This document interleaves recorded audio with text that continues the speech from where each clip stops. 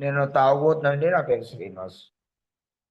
భగవంతుడి దయ, స్పాన్సర్‌షిప్పు, కుటుంబం అందరి సహాయంతో నేను జనవరి 13, 2011 నుంచి మొదటి డ్రింకుకు దూరంగా ఉన్నానండి. నా హోమ్ గ్రూప్ వచ్చి హైదరాబాదే.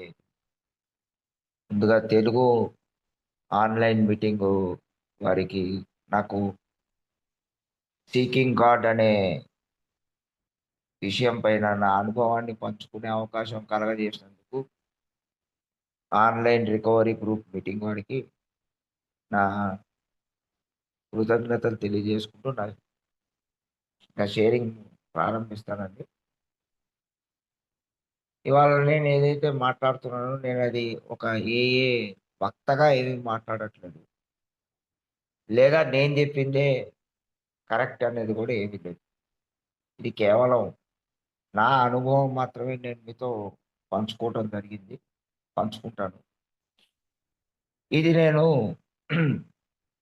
నా స్పాన్సర్ ద్వారా, స్పాన్సీల ద్వారా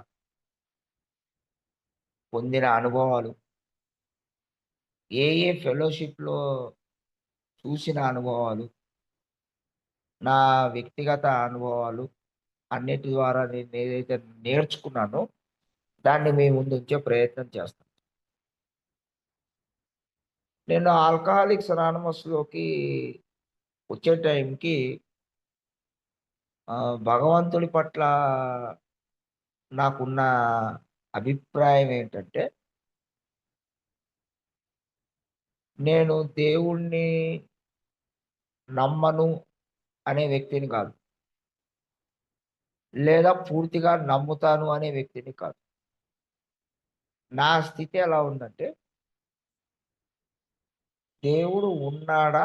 లేడా? నాకిది పెద్ద డౌట్. ఉంటే ఏ రూపంలో ఉన్నాడు? దానికి నిదర్శనం ఏంటి? ప్రూఫ్ ఏంటి? అంటే నేను అగ్నాస్టిక్ మెంటాలిటీకి చెందినవాడినన్నమాట. చిన్నప్పటి నుంచి కూడా నేను ఆహ్, దేవుడి కాన్సెప్ట్ పైన పెద్దగా ఆకర్షితుడినైన వ్యక్తిని కాదు. ఏఏలోకొచ్చే వరకు కూడా నాకెప్పుడు ప్రార్థన అంటే తెలీదు. నేనెప్పుడు ప్రార్థించలేదు. ఏ రోజు కూడా. ఏ రోజు కూడా స్వచ్ఛందంగా నా అంతట నేను ఒక గుడికి వెళ్ళటం అనేది చేయలేదు. చిన్నప్పుడు చాలా సంవత్సరాలు ఆహ్, స్కూల్లో చదువుకునే సమయంలో తిరుపతెళ్ళేవాళ్ళం. తిరుపతి అంటే నాకదొక వెకేషన్. బాగుంటుంది. వాతావరణం చల్లగా ఉంటుంది. లడ్లు దొరుకుతాయి. లడ్లు తినొచ్చు. లేకపోతే పలానా గుడిలో ఈ ప్రసాదం బాగుంటుంది. ఇంతవరకే. నా ఆలోచన ఇంతవరకే తప్పించి అక్కడికి నేను ఆహ్, ప్రార్థన గురించో లేకపోతే భక్తితో గాని ఎప్పుడు లేవు. అంటే నేనేమో రిలీజియస్ వ్యక్తిని కాదు. ఇది ఆహ్, నన్నేం జేసింది అంటే,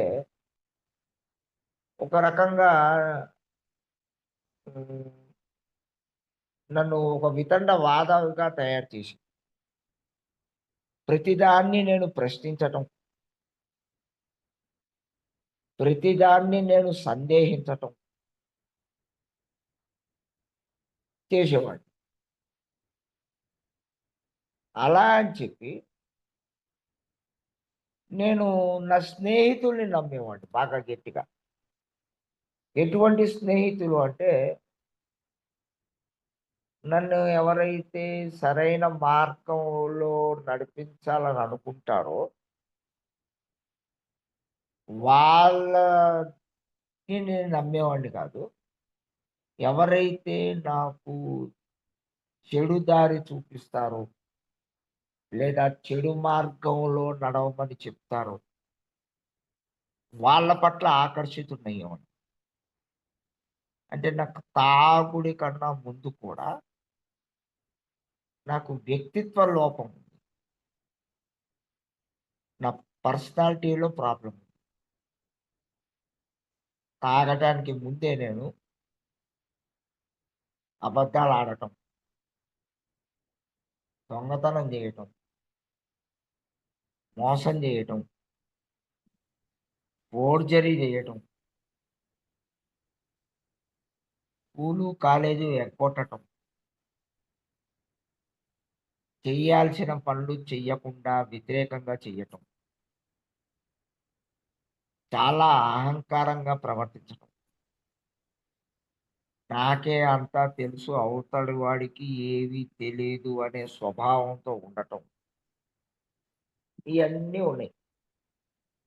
దీనికి ఆల్కహాల్ యాడ్ అయింది. యాడ్ అయ్యి అది తీసుకునే మోతాదు పెరిగిపోయి 24 గంటలు దాంట్లోనే ఉండిపోయే స్థితిలోకి వెళ్ళిపోయి, చివరిలో ఒకానొక దశలో ఎటువంటి స్థితికి వెళ్ళానంటే, ఇంక నేను దీని నుంచి బయటికి రాలేను. ఇంక నా జీవితం ఇంతే. అప్పుడు ఆ లాస్ట్ 4, 5 ఇయర్స్ అప్పుడు దేవుడిని ప్రార్థించాను. ఏంటి దేవుడా! ఏంటి నా పరిస్థితి? ఇంతేనా నా జీవితం?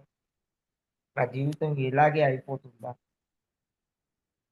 నన్ను కొన్ని అడిక్షన్ నుంచన్నా బయటికి తీ. లేదా నన్ను చంపేయి. ఈ టార్చర్ నేను భరించలేను. ప్రతిరోజు నాకేదైతే జరుగుతుందో దాన్ని నేను భరించలేను. ఎందుకంటే నాకు జీవితంలో నాకు ఉన్న ఆపర్చునిటీస్ లేదా నాకు నా తల్లిదండ్రులు ఇచ్చిన ఫెసిలిటీస్ చాలా మందికి ఉండవండి. పుట్టినప్పటి నుంచి కూడా ఓ మంచి ఆహ్, ఉన్నత మధ్య తరగతి కుటుంబంలో పుట్టటం. మా నాన్నగారికి మంచి పేరు ప్రఖ్యాతలు, బాగా చదువుకున్న వ్యక్తి. దానికి తోడు మా నాన్నగారి తోడల్లుడు అంటే మా మదర్ వాళ్ళ సిస్టరు, ఆయన హస్బెండ్ మా బాబాయ్ పిన్ని. వాళ్ళు యూఎస్‌లో ఉండటం. వాళ్ళు one of the first families మా మొత్తం ఎంటైర్ తాలూకాలో యూఎస్ ఎళ్ళింది. అంటే నేను 1974లో పుడితే, వాళ్ళు 1971లోనే యూఎస్‌కెళ్లారు. వాళ్ళు అయిపోయిందా? నేను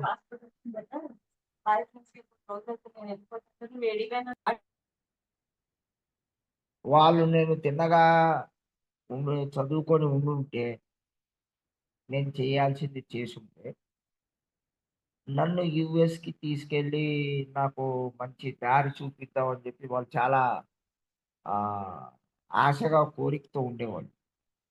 ఇటువంటి ఆపర్చునిటీస్ అన్నిటిని కూడా నా చేజేతులారా నాకు చదవగలిగే సమర్థత ఉంది. చదివింది గుర్తుపెట్టుకోగలిగే సమర్థత ఉంది. చెప్పేది అర్థం చేసుకునే సమర్థత ఉంది. అన్నీ ఉన్నాయి. కానీ నాకు ఇంట్రెస్ట్. నా ఇంట్రెస్ట్ అంతా కూడా గాలి తిరుగుడు తిరగటం ఇలా ఉండేది.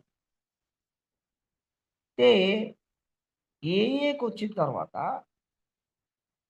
నేను ఏఏకి రావటానికి కూడా కారణం ఏంటి అంటే నాకు మిగతా దారులన్నీ మూసుకుపోయాయి. ఇదొక్క దారే తెలిసింది. అందుకు ఇక్కడికొచ్చా. ఇక్కడికొచ్చిన తర్వాత కూడా నాకు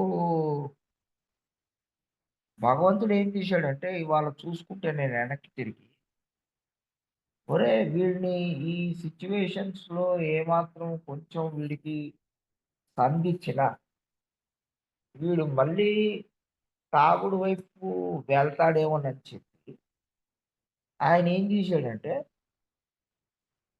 నేను రిహాబ్ నుంచి బయటికొచ్చిన తర్వాత నాకు 10 నెలల వరకు నాకు ఉద్యోగం లేదు. కుటుంబం ఏంటి అంటే, మా బాబాయ్, పిన్ని వాళ్ళు మేము ఆహ్, తినటానికి కావాల్సిన ధనాన్ని ఇచ్చి ఒక 1 ఇయర్ ఈ 1 ఇయర్‌లో నువ్వు ఎప్పుడైతే రిహాబ్‌లో ఉండంగా నీ ఇంటి ఖర్చు ఎంతయిద్దో దాన్ని మీ ఆవిడ లెక్కేయటం జరిగింది. దానికి ఇంటూ 12 నెలలు కలిపి ఆ డబ్బులు మీకిస్తున్నాము.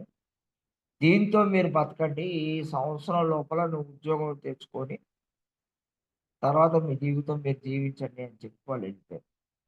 కరెక్ట్‌గా 10 నెలల తర్వాత నాకు జాబ్ ఆపర్చునిటీ వచ్చింది. అంటే ఏంటంటే, నేను నేర్చుకున్నది ఏంటి? ఏఏలోకొచ్చిన తర్వాత నాకు మొదటి 2, 3 సంవత్సరాలు కూడా నేను పెద్దగా ఈ దేవుడి కాన్సెప్ట్ అనేది నా బుర్రకి వెళ్ళలేదు. కానీ ఎప్పుడైతే నేనొక ఆహ్, నాకు ప్రతిరోజు మీటింగ్‌లు, ఫెలోషిప్‌లో యాక్టివ్‌గా ఉండటం, ఏఏలో గ్రూపుల్లో యాక్టివ్‌గా ఉండి సర్వీస్ చేసే ప్రయత్నం చేయటం, 4 చోట్లకి తిరగటం, ఇయి కూడా నాకు పని చేయడం మానేసినియి. ఇవి గూడా నన్ను ఏ స్థితికి తీసుకొచ్చినియంటే, ఏదైతే నేను తాగే రోజుల్లో ఎలాగైతే తాగటం వల్ల ఇబ్బంది పడ్డానో, అంత దారుణమైన స్థితికి నేను తాగుడు లేకుండా ఉండి, ప్రతిరోజు మీటింగ్ అటెండ్ అయితూ, అటువంటి మానసికమైన దారుణమైన స్థితికొచ్చాను. అంటే మళ్ళీ ఎలా వచ్చిందంటే నా పరిస్థితి, అప్పుడు ఎలాగైతే నేను నా నుంచి తాగుడన్నా తీసేయి, లేకపోతే చంపేయి అనే స్టేజ్‌కెళ్ళానో, ఇక్కడ ఏ ఆల్కహాలిక్స్ అనానమస్ యొక్క ఫెలోషిప్‌లో ఉంటూ, ఆల్కహాలిక్స్ అనానమస్ యొక్క మీటింగ్‌లు ప్రతిరోజు అటెండ్ అయితూ, అన్నిట్లో చురుగ్గా పాల్గొంటూ కూడా చెయ్యాల్సిన కార్యక్రమం చెయ్యకపోవటం వల్ల అదే దారుణమైన స్థితి నాకు ఏర్పడింది. నాకేమనిపించేదంటే ప్రతిరోజు లెగవంగానే, ఒరేయ్! నేను ఎందుకు బతుకున్నాను? ఏం ప్రయోజనం? ఉద్యోగం ఉంది, ఆదాయం వస్తుంది, కుటుంబం వెళ్ళిపోదు. కుటుంబానికి ఏదోడు వాదోడుగా మన జీవితం వెళ్తుంది. కానీ నేను ప్రశాంతంగా లేను. నేను సంతోషంగా లేను. నేను ఆనందంగా లేను. ప్రతిరోజు ఏదో ఒక రకమైన ఆందోళన, అలజడి, దానికి తోడు ఆహ్, నా స్నేహితులు, నా స్కూల్‌లో చదువుకున్న నా తోటి మిత్రులు అందరూ కూడా దర్దాపుగా చాలామంది వాళ్ళ జీవితాల్లో చక్కగా సంపాదించుకుంటూ ఉన్నతమైన స్థితిలో ఉంటే, నీ పరిస్థితి ఏమిట్రా? నా మీద నాకు జాలి. దానికి తోడు ఇంట్లో ఆర్థికంగా ఆహ్, విపరీతంగా నేను నా అడిక్షన్ కారణంగా నాకున్న అతిపెద్ద డ్యామేజ్ ఏంటి అంటే నా ఫైనాన్షియల్ డ్యామేజ్. విలువైన ఆస్తులన్నీ అమ్మేసాను. దాన్ని మొత్తం కూడా తాగడానికి. అంటే దరిదాపుగా నేను నా 20 సంవత్సరాల తాగుడు జీవితంలో అప్రాక్సిమేట్‌గా ఒక రూ. 4,00,00,000 తాగుడుకి నేను ఖర్చు పెట్టాను. ఇయన్నీ రికవరీ ఎట్లయితాయి? నీకు పిల్లలున్నారు. ఈ పిల్లల జీవితాలు ఎట్లా? అంటే నేను పుట్టినప్పటి నుంచి కూడా ఏంటి అంటే ఆహ్, నేను కార్‌లోనే తిరిగాను.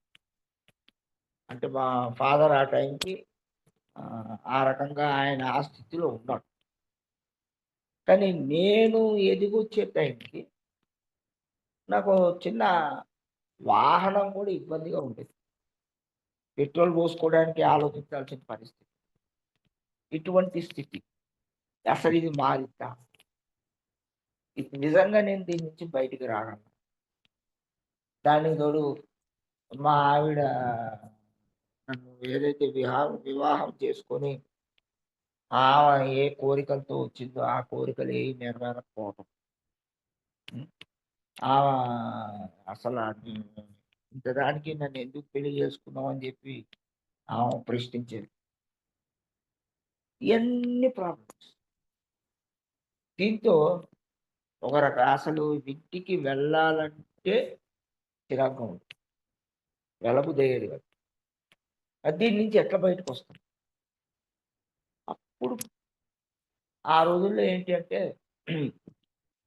ఇప్పుడున్న సభ్యులు చాలా మందికి కూడా ఈ మీటింగ్‌లో వింటున్న వాళ్ళు గాని, ఫెలోషిప్‌లో ఉన్నవాళ్ళు గాని, ఎస్పెషల్లీ మన తెలుగు ఫెలోషిప్‌లో ఇవాళ స్పాన్సర్‌షిప్ కార్యక్రమం గురించి మాట్లాడుతున్నాం కానీ, ఆ రోజుల్లో మేము వచ్చిన కొత్తల్లో ఇది చాలా తక్కువగా ఉండేది. ఎక్కువ శాతం ఏంటి అంటే, మేము మీటింగ్‌లకు వస్తూ ఉండండి. ఆ! అది పనిచేస్తుంది. హ్మ్. స్లోగన్స్ పైన ఆధారపడేవాళ్ళం. 90 రోజులు 90 మీటింగ్‌లు, హాల్ట్ ప్రోగ్రాము, ఈ ఆలోచించు,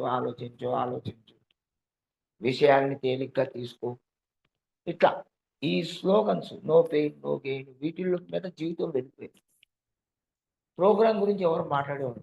స్పాన్సర్‌షిప్ గురించి ఎవరు మాట్లాడేవారు. ఎప్పుడైతే మాకు ఏం జరిగిందో తెలీదు గానీ, నా నన్ను నా స్పాన్సర్ ఎంచుకున్నాడు. నేను ఆయన్ని ఎంచుకోలా. ఆయన నన్నడిగాడు. "నువ్వు నాతో కలిసి ప్రోగ్రామ్ చేస్తావా?" నేను ఇమ్మీడియేట్‌గా యెస్ చెప్పాను. చేయటం మొదలుపెట్టాను. మొదలుపెట్టి ఎప్పుడైతే నాలుగో సోపానం చాలా లోతుగా తవ్వి దాన్ని అంతా తీసి రాయటం మొదలుపెట్టాను. అప్పుడు నాకు భగవంతుడి దయ నాకు అర్థమైంది. అంటే నేను తాగిన తాగుడికి, నేను చేసిన పనులకి, తాగకుండా ముందు ఉండి కూడా నేను చేసిన పనులకి, నాకు నా శరీరంలో ఉన్న అవయవాలన్నీ కూడా డ్యామేజ్ అవ్వకుండా, విరక్కుండా, మిగతా రోగాలు రాకుండా ఉన్నాయి అంటే, అది భగవంతుడి దయే అనే విషయం నాకు అంటే ఒక చిన్న ఉదాహరణ చిన్నప్పుడు ఒక చెట్టు ఎక్కాం. దాదాపుగా ఆ చెట్టు ఒక 40, 50 అడుగులు హైట్ ఉంటుంది. ఆ చెట్టు పైకెక్కాం సరదాగా. ఎక్కితే ఆ పైనుంచి ఏదో కోతి మా మీద దూకుతుంటే, ఆ భయానికి ఆ చెట్టు నుంచి కిందకి దూకా. కింద పడ్డా. ఏమి కాలేదు. కాళ్ళు ఇరగలేదు, చెయ్యి ఇరగలేదు. అలాగే గాలిపటాలు ఎగిరేస్తుంటూ పైన ఉన్న ఫ్లోర్ నుంచి కింద రేకుల షెడ్ మీద పడ్డా. ఇటువంటివి చాలా జరిగినియి. ఎక్కడా కూడా నాకు ఈ రోజు వరకు ఫ్రాక్చర్ అనేది కూడా తెలీదు. తాగి దర్దాపుగా 13 సంవత్సరాలు ప్రతిరోజు ఉదయం 3-5 మధ్యలో వచ్చేవాడిని. ఏ రోజు రవ్వంత యాక్సిడెంట్ అవ్వలేదు. ఈ దేవుడి దయ. ఇది నాకు చాలా క్లియర్‌గా కనపడ్డాయి. అక్కడి నుంచి నేను ఇంకేంటంటే ప్రతిరోజు ఇంట్లో ప్రార్థన చేయటం మొదలుపెట్టాను. ప్రార్థన చేయటం, బొట్టు పెట్టుకోవడం. ప్రతి దానికి కూడా నేను చేయాల్సిన పని చేయటం. భగవంతుడు దారి చూపిస్తాడు అనే నమ్మకం ఏర్పడింది. ఇదేం చేసిందంటే నాకు ఈ ప్రోగ్రామ్ నుంచి దారి తప్పకుండా ప్రోగ్రామ్‌లో ఉండేటట్టు చేసింది. అంటే నాకు రికవరీలో కూడా నాకు అవకాశాలు ఎలా వచ్చినాయంటే కొంతమంది వచ్చి, "నువ్వు చేస్తున్న ఈ పనిలో నీకు ఎదుగుదల, బొదుగుదల లేదు గదా! వేరే ఏమన్నా చూసుకోవచ్చు కదా!" నేను ఒకటే చెప్పేవాడిని. నేను చేయాల్సింది నేను చేస్తాను. ఆయన ఇవ్వాల్సింది నాకిస్తాడు. ఆయన పైన నాకు నమ్మకం ఉంది. ఆయన ఏం చేయాలనుకుంటే అది చేస్తాడు. అలాగే నా జీవితంలో ఏం జరిగిందంటే, నాకెక్కడెక్కడ ఏదైతే అవసరమో, ఆ అవసరాలు ఆయన సమకూరుస్తూ పోయాడు. అరే! వీడికి ఈ టైంలో ఈ జీతం ఇంత పెరిగితే బాగుంటుంది. వీడి అవసరాలు వెళ్తాయి. జీతం పెంచడం. వీడికి ఈ టైంలో చదువు ఉంటే బాగుంటుంది. నాకేంటంటే 2020 సంవత్సరంలో నాకు అదే సంవత్సరం ఆహ్, ఎస్కోటా వెళ్ళి నేను వచ్చి మా ఆఫీస్‌లో కూర్చొని నేను పని చేసుకుంటుంటే నాకొక కంపెనీ నుంచి కాలొచ్చింది. చాలా పెద్ద మల్టీనేషనల్ కంపెనీ. వాళ్ళేంటంటే వాళ్ళు నాకు ఫోన్ చేసి, "మీకిట్లా ఉద్యోగం ఆఫర్ ఉందండి. మరి దానికి సంబంధించిన డీటెయిల్స్ మీకు పంపిస్తాము. మీ విల్లింగ్‌నెస్ ఏమన్నా ఉంటే మీరు" అంటే నేను చెప్పాను, "మీరు పంపియండి చూస్తాను. మీతో ఇప్పుడు నేను బిజీగా ఉన్నాను. సాయంత్రం మాట్లాడతానని" చెప్పి వాళ్ళు డీటెయిల్స్ పంపించిన తర్వాత నేను నా స్పాన్సర్‌తో మాట్లాడాను. నా స్పాన్సర్ అన్నాడు, "ఇంత అడుగు, ఏం చేస్తారో చూడు" అని చెప్పాడు. తర్వాత "నీకు మరి వాళ్ళడిగిన క్వాలిఫికేషన్స్ లేవు కదా! అయి గూడా చెప్పేయి. అలాగే నీ రిక్వైర్మెంట్‌లు గూడా చెప్పు. నేను ఇన్ని మీటింగ్‌లకి వెళ్తాను. ఇది నా పరిస్థితి. నాకు ఇయి కావాలి" అని రిటర్న్‌గా మెయిల్ పెట్టు. వాళ్ళన్నిటికి ఓకే అంటేనే అప్పుడు కన్సిడర్ చేయండి అని చెప్పి. నేను ఆయన చెప్పినట్టు చెప్పాను. వాళ్ళు ఇయ్యటానికి రెడీ అయ్యారు. నేను అడిగిన జీతం. దానికి తోడు నా ఆహ్, నేనేదైతే వాళ్ళ ముందు పెట్టిన నా యొక్క రిక్వైర్మెంట్ అన్నిటికి కూడా వాళ్ళు కమిట్ అయ్యారు. దీంతో పాటు వాళ్ళు నన్ను అడిగిందేంటంటే, "మీరు మాస్టర్స్ ఇన్ సైకాలజీ చేస్తే బాగుంటుంది." నేను ఇమ్మీడియేట్‌గా ఓకే అని చేయటం మొదలుపెట్టాను. అయిపోయింది నా చదువు. నాకు ఇవాళ మాస్టర్స్ ఇన్ సైకాలజీ డిగ్రీ ఉంది. అట్లా ఎక్కడ ఏది అవసరమో అది ఇచ్చాను. ఆ ఉద్యోగంలో నేను ఆహ్, 4 నెల్లో, 5 నెల్లో పని చేశాను. ఎప్పుడు 2021లో. ఎందుకంటే 2020లో కోవిడొచ్చింది. కోవిడ్‌లో ఎక్కడ ఇది కాకుండా 21లో కరెక్ట్‌గా 4 నెలలు పని చేసేవాడిని. ఏమైపోయింది, ఇక్కడ నేను ఏ ఆర్గనైజేషన్‌లో అయితే పనిచేస్తున్నానో, వాళ్ళు అమాంతం అక్కడ ఎంతైతే జీతం ఇస్తున్నారో, అంతకు కొంచెం తగ్గించి మీకు జీతం ఇస్తామండి. మీరు మా దగ్గరే పని చేస్తారా? అని చెప్పారు. నేను సరే అన్నా. అట్లా ఏంటంటే, ఎక్కడికక్కడ నాకు ఈ రిక్వైర్‌మెంట్ ఉంది. ఇది ఇస్తే వీడికి ఈ టైంకి వీడికి ఇది అవసరము అని చెప్పి ఆయన సమకూర్చారు. నేను చేసిందల్లా ఒకటే. నా యొక్క కార్యక్రమాన్ని చెయ్యటం. నా 12వ సోపానపు పని. అంటే ఇతరులతో కలిసి పనిచేయటం. నా స్పాన్సర్ సూచించింది చేయటం. కోసం నా సమయాన్ని వెచ్చించటం.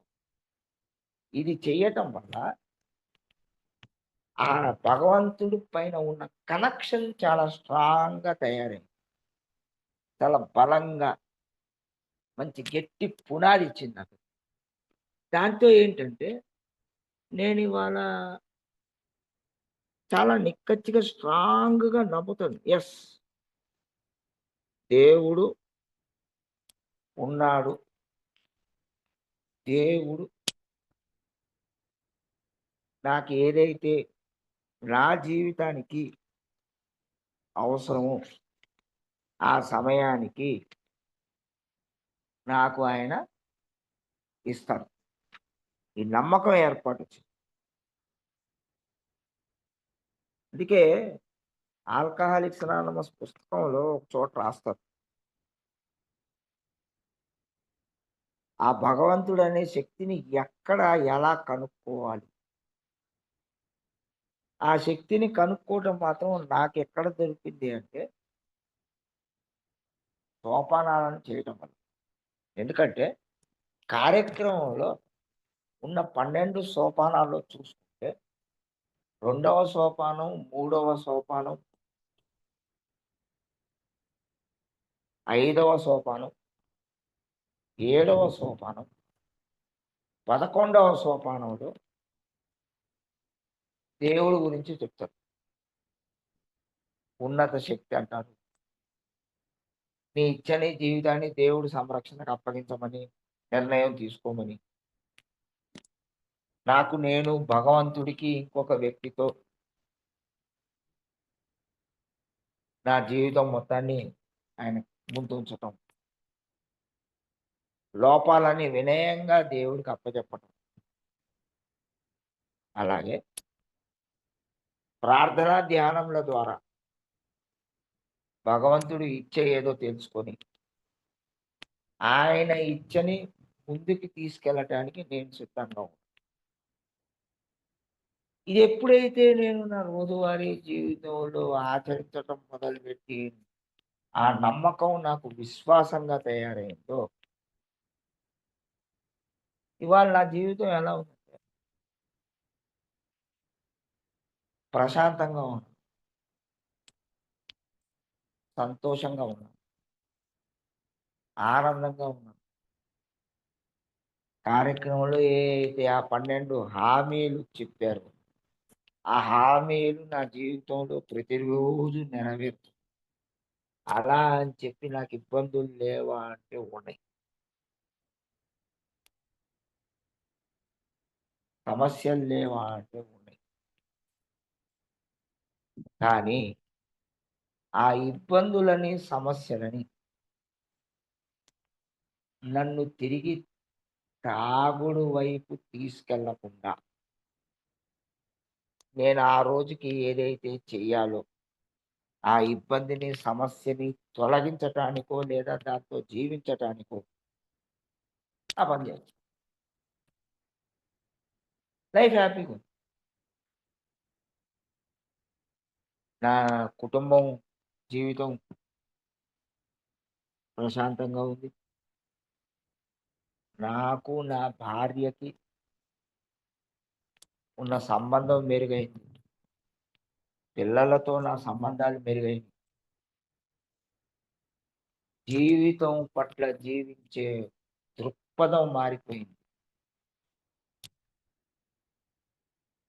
అలా అని చెప్పి ఇవాల్టికి నేను రిలీజియస్ పర్సన్నా అంటే కాదు.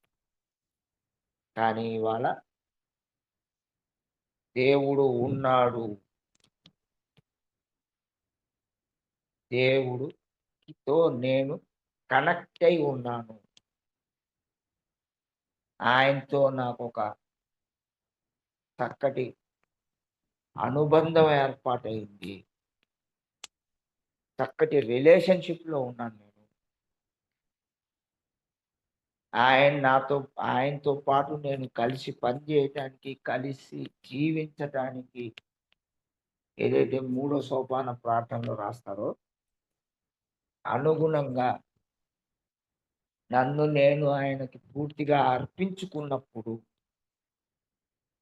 నా జీవితంలో వచ్చిన మార్పులు ఒకప్పుడు ఎంప్టీ హ్యాండ్స్‌తో వచ్చాను. ఇవాళ హ్యాండ్ ఫుల్లుగా ఉంది. ఒకప్పుడు తీవ్రమైన మానసిక క్షోభను అనుభవించాను. ఏది తాగుడు లేకుండా. ఇవాళ ఆనందంగా, ప్రశాంతంగా జీవించగలుగుతున్నాను. ఒకప్పుడు ఆర్థికంగా చాలా కిటకిటలాడిపోయింది. ఇవాళ పర్లేదు. చక్కగా కుటుంబానికి కావాల్సింది సమకూర్చుకుంటూ, భార్యకి, పిల్లలకి ఏదైతే వాళ్ళకి ప్రొవైడ్ చేయాల్సినయి అన్నీ చేసుకుంటూ, అంటే ఒక రకంగా ఏంటి అంటే తేడా ఏంటంటే కోరికలేమి తీరట్లేదండి. అవసరాలు తీరిపోయాయి. అంటే నాకు క్లారిటీ వచ్చింది. లైక్ మా ఇంట్లో మా ఆవిడ చాలా సంవత్సరాల నుంచి కారు కొన్నాం. నేను చాలా క్లియర్‌గా చెప్పాను. కారు నేను తీసుకోనిప్పుడు నాకు దానికన్నా ముఖ్యం ముందు పిల్లల చదువు. దానికి కావాల్సిన దానికి నేను సమకూర్చగలను. అలాగే ఆ మాట నేను కారు తీసుకోకపోవడం వల్ల జరిగిన మంచేంటంటే, ఇవాళ మా పిల్లలకి చదువుకి కావాల్సిన అవసరాలు ఇప్పుడు పెద్దమ్మాయి చదువు రేపు మేలో అయిపోతే ఆమె యూఎస్ ఎళ్దామని అనుకుంటుంది. దానికి కావాల్సింది ఈ ఈ క్లారిటీ ఆఫ్ థాట్ నాకు ప్రోగ్రామ్ చేయటం వల్ల వచ్చింది. ప్రోగ్రామ్‌ని నేను సాధన చేయటం వల్ల నాకు భగవంతుడికి ఒక గట్టి బంధం ఏర్పాటయింది. ఇప్పుడు ఆ బంధాన్ని ఏ శక్తి కూడా వచ్చి దాన్ని వేరు చెయ్యలేదు. అంత బలంగా, దృఢంగా తయారైంది. అలా అని చెప్పి అది దానివల్ల నాకేమి ఆహ్, ఇబ్బందులు రాలేదా కాదు. రావాల్సినవి వస్తుంటాయి. సమస్యలొస్తుంటాయి. కానీ ఆ సమస్య నుంచి బయటపడటానికి నాకు 2 మార్గాలున్నాయి. ఒకటి కార్యక్రమం చేయటం వల్లొచ్చే మార్గం. ఒక్కొక్కసారి నాకు నేను చేసుకోలేని పనులని భగవంతుడు చేసి పెడతాడు. 2 మార్గాలు. రెండిట్లో ఏదో ఒకటి నాకు పనిచేస్తుంది. ఎక్కడ ఏది కావాలి? వీడికిది అవసరము, లేకపోతే వీడు ఇబ్బంది పడతాడు అని ఆయనకనిపిస్తే ఆ! నిన్న నేను బోయి నా సంస్థ నేనేదైతే పని జేస్తున్నానో, ఆ సంస్థ మూతబడి ఒక 3 ఏళ్లయింది. నిన్నే పోయి ఆ సంస్థని వేరే చోట స్టార్ట్ చేయటానికి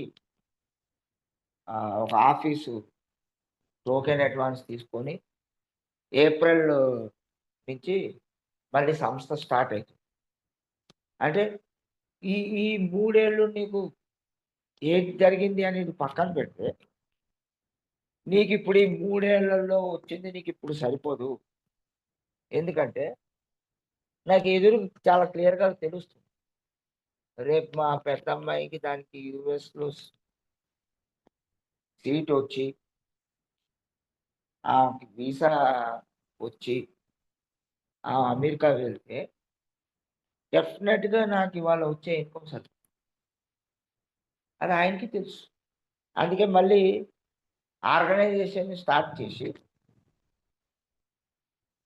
నాకేదైతే ఇప్పుడు దాకా వస్తున్న 50% సాలరీని 100% సాలరీగా మార్చారు. ఆయనే పెంచింది. నేను మా ఆవిడ మధ్యలో చాలా సార్లు ఏ ఎన్ని రోజులని ఇట్లా ఎదురు చూస్తూ ఉంటావు. వేరేదేమన్నా చేసుకోవచ్చు కదా! అంటే ఆమెకు నేను చాలా సార్లు చెప్పాను. నాకు వచ్చే జీవితం ఏదైతే ఉందో, అది బయట చాలా మందికి నేను చేసే పనిలో రాదు. కాబట్టి నాకు తెలుసు. ఆయన పైన నమ్మకం. ఆయన ప్రొవైడ్ చేస్తారు. నాకు ఆ పూర్తి విశ్వాసం. దాన్ని ఆధారపడి ఎప్పుడైతే నేను చేయటం ప్రారంభించానో, అలాగే ఆయన నాకు ప్రొవైడ్ చేసుకుంటారు. ఈ కార్యక్రమం నాకు ఇచ్చిన పెద్ద బెనిఫిట్ ఏంటంటే, ఒకప్పుడు దేవుడు ఉన్నాడా? లేడా? అనే విధంగా వ్యక్తిని దేవుడు ఉన్నాడు అనే పూర్తి విశ్వాసంతో జీవించటమే కాకుండా, ఆయనకి తెలుసు నాకేం కావాలో అనే విశ్వాసం నాకు పెరిగింది. ఆ స్థితి నుంచి ఈ స్థితికి నేను మారటానికి మాత్రం నాకు 12 సోపానాల కార్యక్రమమే మార్గంగా ఆ మార్గంలో నేను ప్రయాణించినంత కాలం, ఆ మార్గంలో నేను ఉన్నంత కాలం నా జీవితం సక్రమంగానే నడుస్తుంది అనే పూర్తి నమ్మకం, విశ్వాసం ఇవాళ నాకుంది. నాకు ఈ అవకాశం ఇచ్చినందుకు Telugu online recovery meeting group వారికి ధన్యవాదాలు తెలియజేసుకుంటూ నా షేరింగ్ ముగిస్తున్నాను. Thank you.